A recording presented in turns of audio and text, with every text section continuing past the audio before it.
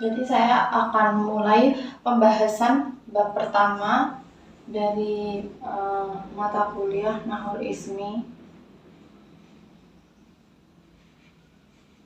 Dan pembahasan pertama adalah jamid dan mushtaq.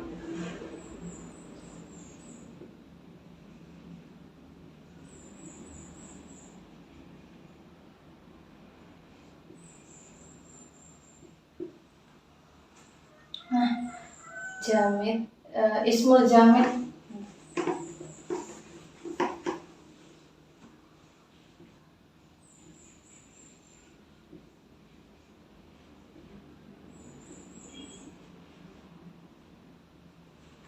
kita mulai saja dari ismul jamid ya.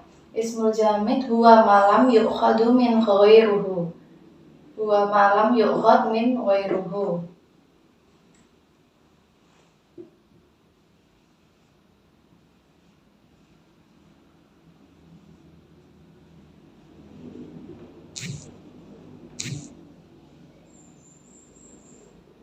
Huwa malam yu'khad min ghairuhu, atau isim atau kata benda yang format katanya tidak diambil dari kata lain. Jadi katanya tidak diambil dari kata lain. Nah, contohnya adalah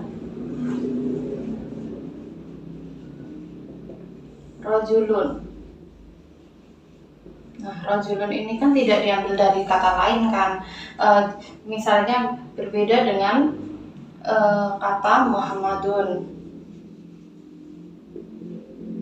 Nah, Muhammadun ini tuh diambil dari kata bisa tahmid,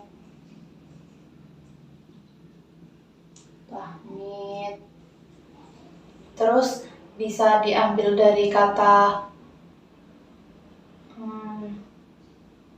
hamadun, bisa dari kata hamadun. Jadi kalau seperti ini tuh bukan isim jamid, karena isim jamid tadi tidak diambil dari kata lain. Seperti rajulun itu tetap rajulun. Lalu pembagian isim jamid itu ada dua. Yang pertama adalah isim zat. Pembagian isim jamid ada dua. Yang pertama adalah isim zat. Isim zat itu adalah isim yang tidak berasal dari format lafadznya tersebut.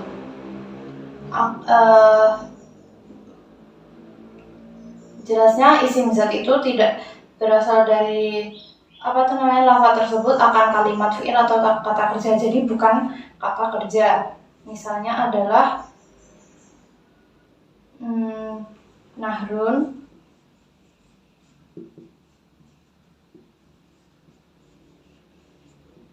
rajulun. Nahrun, rajulun ini kan bukan kata kerja kan, atau tidak dapat dijadikan kata kerja. Nah, sedangkan pembagian isim jamid yang kedua adalah isim makna atau masdar. Nah, isim makna atau isim masdar ini berarti yang bisa dijadikan kata kerja, seperti jurus,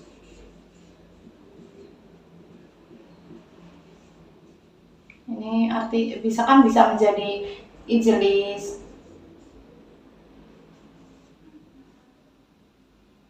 Seperti itu, ini kan bisa dijadikan kata kerja. Jadi perbedaan dari pembagian isim jamid. Nah, pembagian isim jamid itu kan ada dua, isim zat dan isim makna. Isim zat ini tidak dapat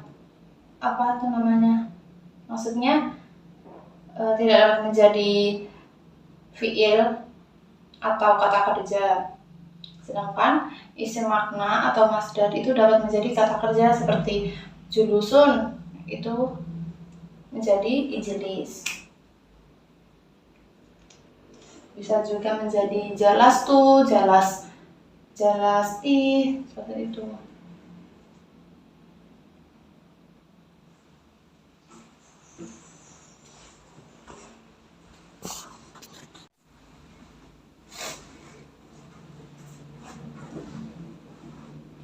Nah, kita lanjut. Yang kedua, setelah isim jamid, kita akan membahas tentang isim mushtaq.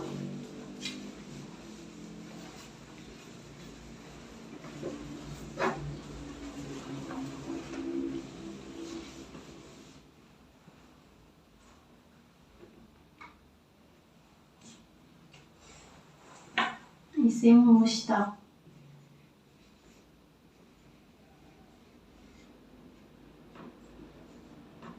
Nah, kalau isim jamid tadi itu tidak format katanya atau kalimatnya tidak diambil dari kata yang lain. Nah, sedangkan isim mushtaq ini diambil dari kata yang lain.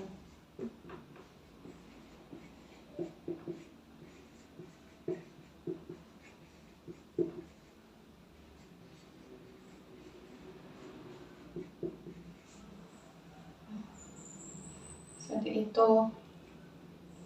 Nah, contohnya adalah sebentar. Ini format kalimatnya diambil dari kalimat yang lain dan disifati dengan sifat tertentu.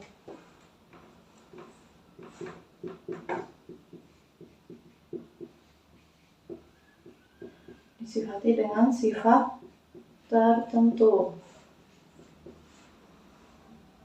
Jadi isim mushtaq itu diambil dari kata yang lain dan disifati dengan sifat tertentu. Jika isim jamid tadi itu tidak diambil dari kata yang lain. Nah, kalau ini diambil dari kata yang lain. Nah, contohnya adalah kataba.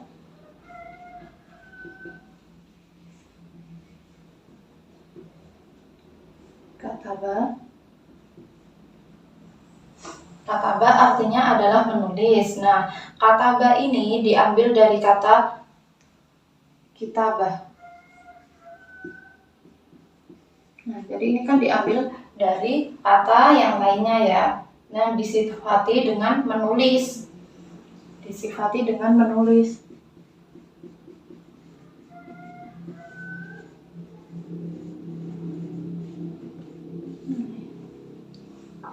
Nah, seperti itu isim mushtaq. Nah, jika isim jamid tadi itu terbagi jadi 2, isim mushtaq ini terbagi menjadi 7.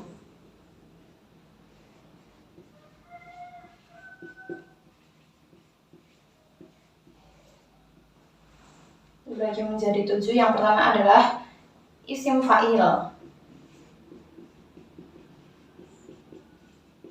Fa'il adalah perbuatan. Isim fa'il dan mubalaghah yang menunjukkan seseorang yang telah. Contohnya adalah namur rajulu fahuwa naimun.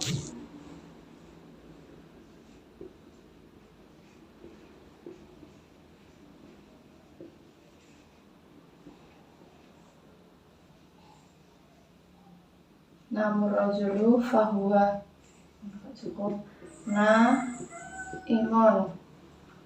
Yang artinya sendiri adalah telah istirahat seorang laki-laki, maka ialah orang yang tidur.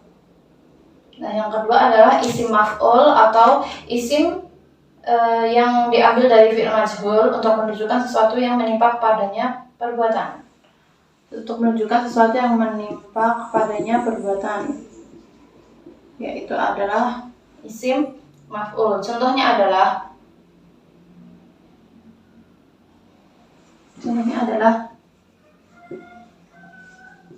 sami'al azan fal adzan masmu'.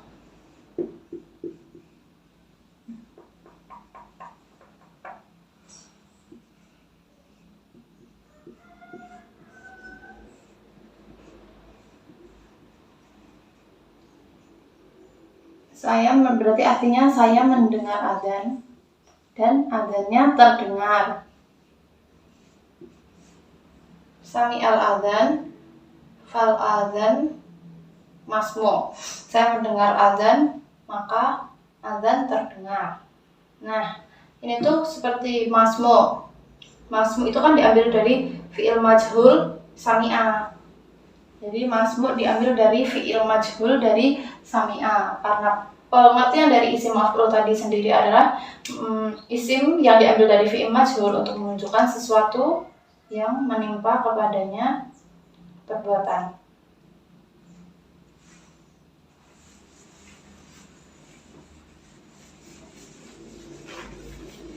Nah, macam pembagian dari isim mushtaq yang ketiga adalah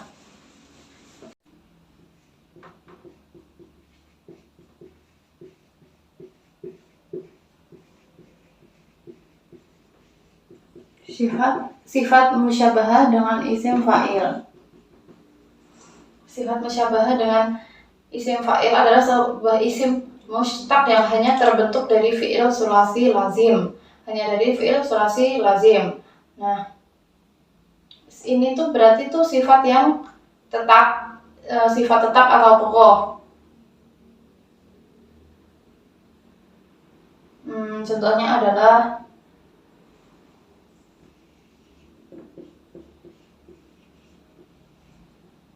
hadza shaimu atsyan.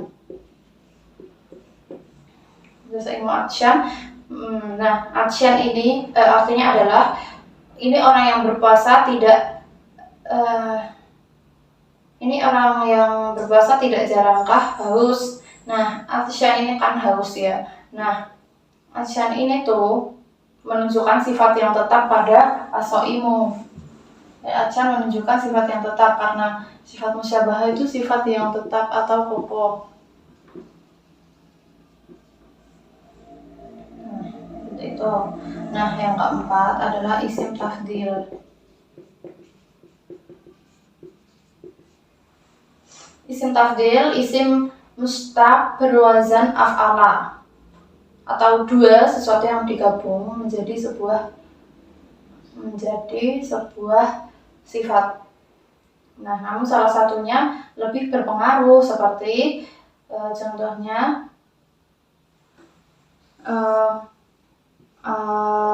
syamsu kabirun minal qamar. Jadi yang menunjukkan melebihkan salah satu seperti itu. Misal ukhti shagirun minni, seperti itu. Jadi itu isim tafdil atau membandingkan. Nah, yang kelima adalah isim zaman. Isim zaman itu bisa disebut dengan waktu ya. Jadi ya contohnya seperti adrusu fi sa'ati sabi'ah atau sa'ati tasi'ah. Nah, seperti itu. Nah, sedangkan isim makan itu tempat. Seperti huwa yal'abu quratal qadam fil mal'ab, di lapangan. Yang ketujuh adalah isim alat. Isim alat itu berarti benda. Cuma seperti benda. Seperti adrusu aktubu bil kolam. Nah, kolam itu kan benda. Jadi seperti itu penjelasan dari isim mushtaq. Selanjutnya saya akan menjelaskan materi yang selanjutnya,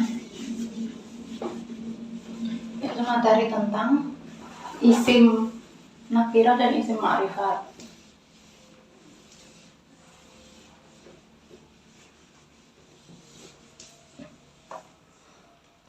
Kita awali dengan isim nakirah.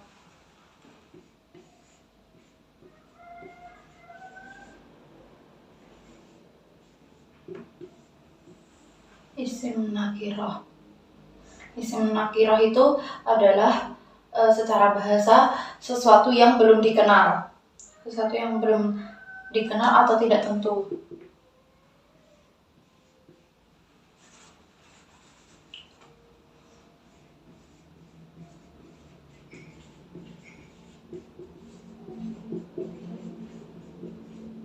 Atau belum dikenal.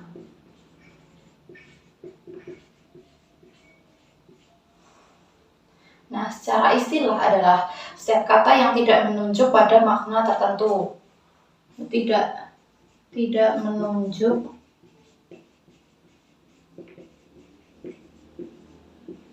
pada makna tertentu. Nah, inilah pengertian dari isim nakirah.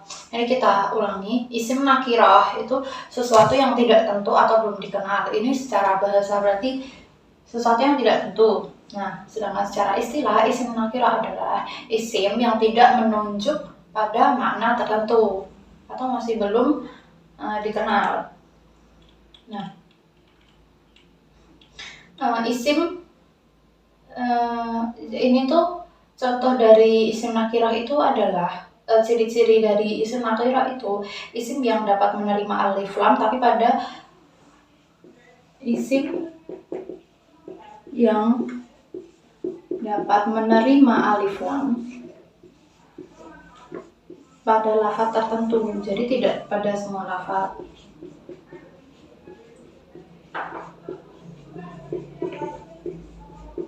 Jadi pada lafaz tertentu. Nah, jadi itu yang berfungsi memakrifatkan isim. Jadi itu alif lam itu hanya digunakan untuk memakrifatkan isim. Nah, contohnya seperti insanon. Nah, jadi ini contohnya. Nah, yang kedua adalah menduduki tempat isim yang layak menerima ta'rif. Menduduki tempat isim yang layak menerima ta'rif. Ini jadi yang pertama. Yang kedua menduduki. Ini kita hapus saja contohnya. Menduduki tempat isim. Menduduki tempat isim yang layak menerima ta'rif.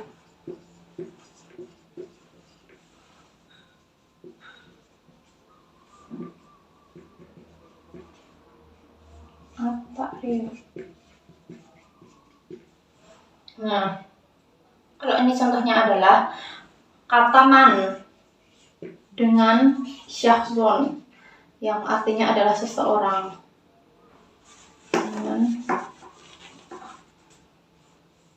Dengan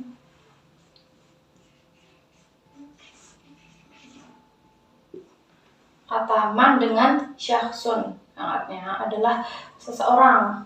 Jadi jika kita ulangi, isim nakirah itu sesuatu yang tidak menunjuk pada makna tertentu. Nah, ciri-cirinya ada dua. Yang pertama adalah isim yang dapat menerima alif lam pada lafaz tertentu, yaitu jika untuk memakrifatkan isim, contohnya insanun, jadi al-insanu. Nah, yang kedua adalah menduduki tempat isim yang layak menerima ta'rif atau pengertian. Nah, seperti istilah kata man dengan kata syakhsun itu berarti seseorang. Jadi bisa digantikan. Nah, selanjutnya jika ini tadi nakirah, maka kita akan lanjut ke isim ma'rifat.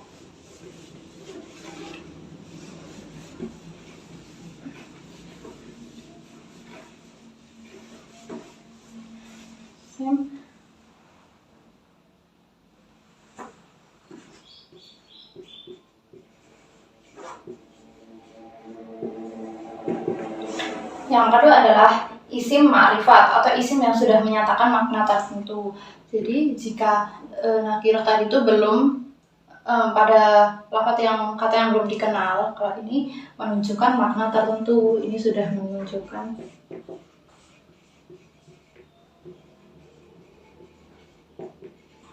Jadi jika ini sudah pasti. Nah, isim ma'rifat ini bedanya jika isim nakirah tadi hanya memiliki 2 ciri-ciri, kalau ini mempunyai 6 ciri-ciri atau 6 macam. Yang pertama adalah isim dhamir. Isim dhamir sendiri itu kata ganti. Kata ganti yaitu berupa huwa, huma, hum, hiya, huma, huna, anta, antuma, antum, anti, antuma, antuna, ana, nahnu. Nah, itu semua adalah isim dhamir atau kata ganti. Nah, salah satu contoh saja, huwa yadrusu fil madrasah fi saati khamisah, fi saati sabi'ah, misal seperti itu. Nah, kan menggunakan kata huwa karena huwa masuk ke dalam isim dhamir. Nah, yang kedua adalah isim isyarah. Isyarah itu kata tunjuk. Isyarah adalah kata tunjuk seperti hada, hadihi, dzalika, tilka, itu. Hada, hadihi, dzalika, tilka, ulaika, itu. Salah satu contoh seperti hada kursiyun wa maktabun. Yang ketiga adalah isim alam. Alam itu berarti adalah nama. Jadi kalau dhamir ini tadi sebagai kata ganti, kalau alam ini namanya seperti Muhammad, Ahmad, Aisyah, seperti itu. Yang keempat adalah isim yang mudhaf pada isim ma'rifat. Jadi seperti kepunyaan, seperti contohnya ismi. Nah, ini ya-nya ini menjadi ma'rifat. Seperti itu.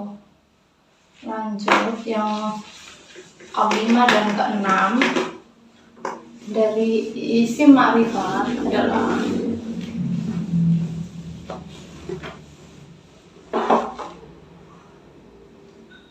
kelima itu yang kemasukan takrif.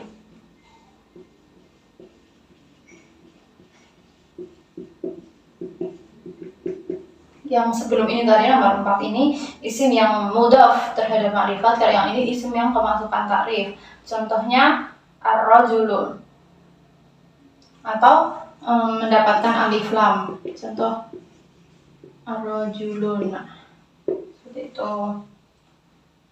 Yang berarti ini anak laki-laki.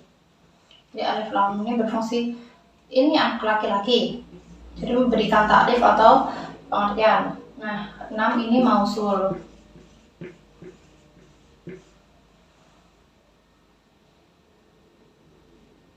Sudah seperti itu kira-kira isim ma'rifat ini menunjukkan makna tertentu, sedangkan isim nakirah itu belum menunjukkan makna tertentu. Jika isim nakirah itu terbagi dari 2 ciri-ciri, yaitu isim yang dapat menerima alif lam jika berfungsi sebagai ma'rifatkan isim. Yang kedua adalah menduduki tempat isim yang layak menerima takrif. Jika isim ma'rifah ada 6, isim dhamir, isim isyarah, isim mausul, isim kemasukan ta'rif ini tadi, terus mudhaf kepada ma'rifat, dan isim alam atau nama.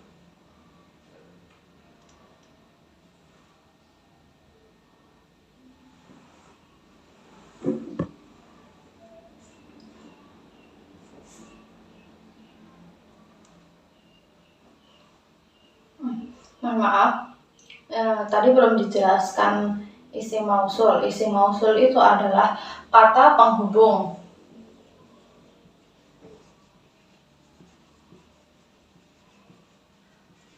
Kata penghubung seperti alladzi, allati.